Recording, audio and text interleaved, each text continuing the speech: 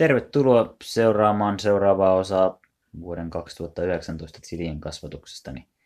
Edellisestä videosta on kulunut aikaa reilu viikko ja istutuksesta tässä vaiheessa noin 1,5 kuukautta. Chilit kasvaa edelleen hyvin, pikkasen paremmin itse asiassa mitä viime videossa sanoin.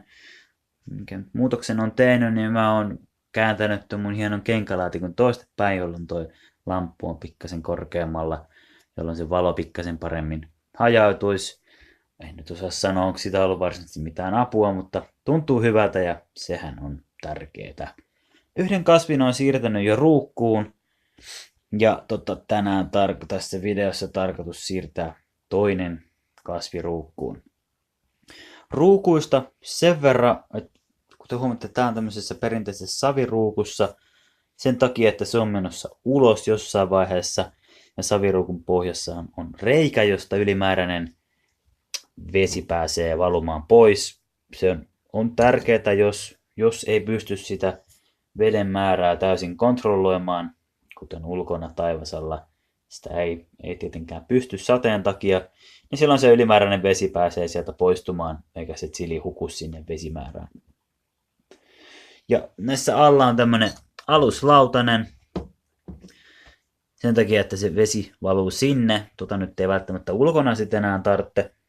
Mutta tässä vaiheessa, kun se nyt on mun pesukoneen päällä, niin on ihan oleellista, että se vesi ei valu sille pesukoneen päälle yhtä lailla. Jos se nyt on ikkunalaudalla, niin toivottavaa on, että yli vettä ei valu minnekään muualle.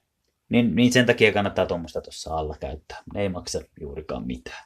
Mulla on täällä myös tämmönen altakasteluruukku, mikä on äärimmäisen näppärä tapa kasvattaa chilejä, jos ne on semmoisessa ympäristössä, missä pystyy kontrolloimaan sitä veden määrää. Eli käytännössä sisällä tai jonkun katoksen alla.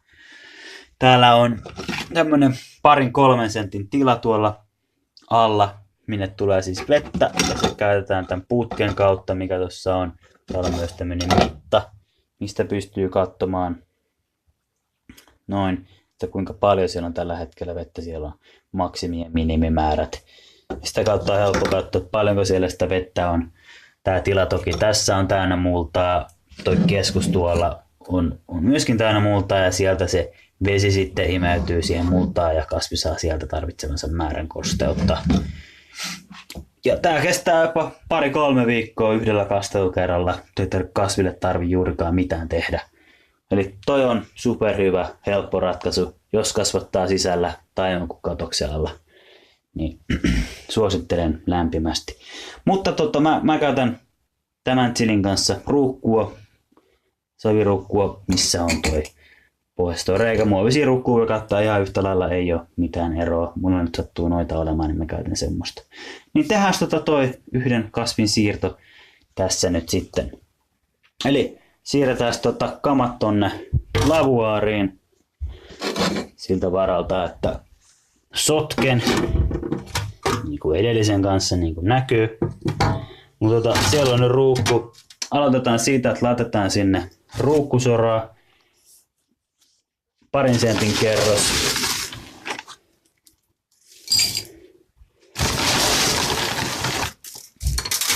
Eli ruukkusoraa sen takia, että se salaojitus toimii, ylimääräinen vesi pääsee sitä kautta helposti pois.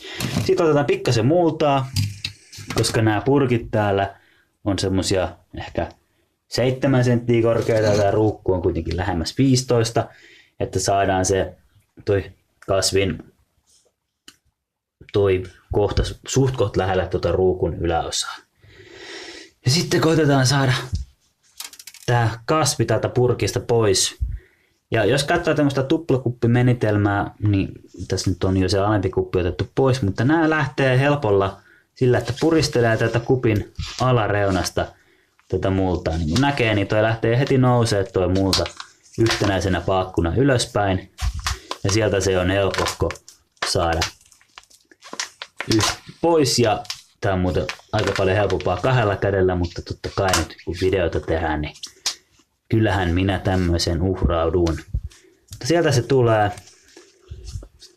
pikkuhiljaa. Ja siinä on mulla nyt kasvi kutakuinkin kokonaisena, siellä on juuret mukana hyvin, niin se nyt isketään sitten tonne pohjalle. Pikkasen jossain on ehkä enemmänkin multaa tuolla. Otetaanpa sitä sinne pohjalle vielä lisää, että saataisiin toi aika lähelle tuota pintaa. No nyt se on paremmin tuossa pinnalla. Täytetään tuo loppuosa mullalla.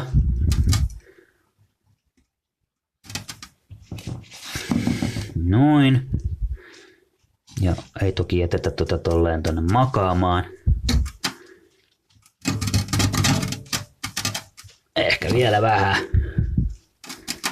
Nostetaan kasvi pystyyn. Ja nyt painellaan pikkasen. Saadaan sieltä ylimääräiset ilmakuopat pois ja se vähän tiiviimmäksi. Ja samalla saadaan toi kasvi pystyyn ja näyttämään vähän piirteemmältä. Ja nyt se on siirretty ruukkuun. Se on helppoa näiden tuplakuppikuvioiden kanssa. Varsinkin kun on tommosia pehmeitä muovikuppeja, niin helpostihan ne siirtyy. Lisäksi laitetaan vähän vettä.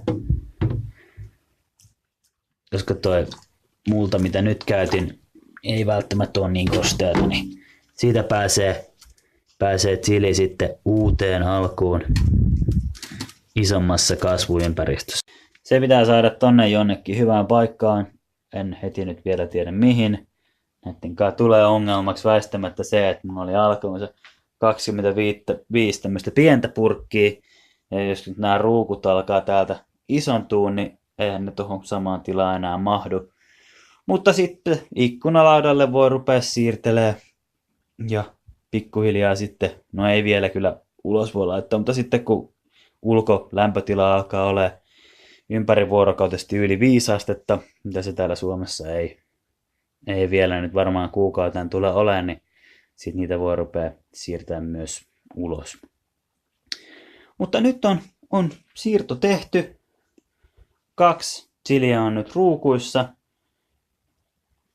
Kastelutarve näillä pikkasen tässä vaiheessa vähenee, koska se chili nyt on edelleen saman kokoinen toki ennen kuin tuota siirtoakin, mutta se kasvaa isommassa alueessa, isommassa ruukussa, silloin enemmän multaa ja se multa pysyy kosteana pidempään, niin sitä ei niin usein tarvi kastella. Varmaan riittää kerran tai 2 kertaa viikossa tällä hetkellä näille kasteluksi ihan vallan mainiosti.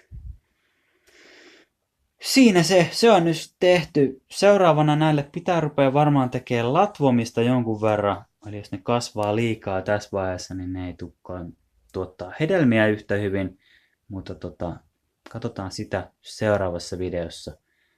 Varmaankin taas muutaman viikon päästä. Otetaan vielä lamppu päälle. Noin. Niin, pääsevät. Menipä kamalan näköiseksi kuva. Pääsevät chilit kasvamaan. Kiitos taas kun katsoit ja ei muuta kuin jatketaan seuraavassa videossa. Moi!